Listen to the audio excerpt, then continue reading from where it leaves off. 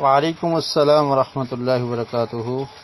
جی، ارم نام جو ہے یہ شداد جو کافر تھا اس نے ایک بہشت تیار کی تھی، جنت تیار کی تھی، تو اس کا نام اس نے ارم رکھا تھا۔ اس کے بعد پھر یہ جنت پر عموماً یعنی مجازاً بولا جاتا ہے ارم کا لفظ۔ اور دوسرا اس کا معنی یہ ہے کہ ایک قوم تھی جس پر اللہ کا عذاب آیا تھا، جس کو عاد اولا بھی کہا جاتا ہے، اور اس قوم کو ارم بھی کہا جاتا ہے، اور اس پر اللہ رب العالمین کا عذاب آیا تھا، اور ان کے جد امجد کا نام ارم تھا، اس لیے اس قوم کا نام ارم رکھا گیا تھا۔ تو اس قوم پر اللہ کا عذاب اترا تھا، قرآن مجید میں بھی اس کا تذکرہ ہے۔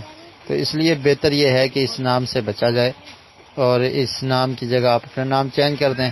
تو اگر ڈاکومنٹس میں چینج کرنا فی الفور ممکن نہیں ہے، مشکل ہے، تو اس کے لیے یہ ہے کہ آپ اپنے گھر میں اپنا نام چینج کر لیں، اور آپ کے گھر والے لوگ جو ہیں اور آپ کے جان پہچان والے لوگ آپ کو اس نام سے مخاطب کریں جو اچھا نام ہو۔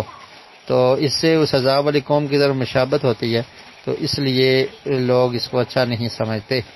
تو اگر پہلا معنی لیا جائے تو پھر تو اس میں کوئی حرج نہیں ہے، لیکن بہرحال احتیاط بہتر ہے۔ آپ کوئی اچھا سا نام اپنا خود چوز کر لیں، اور اپنے گھر کی بچوں کو، اپنے گھر کے افراد کو بتا دیں کہ اب میرا نام یہ ہوگا۔ تو ڈاکومنٹ میں آہستہ آہستہ جب ممکن ہو تو اس وقت چینج کر لیں۔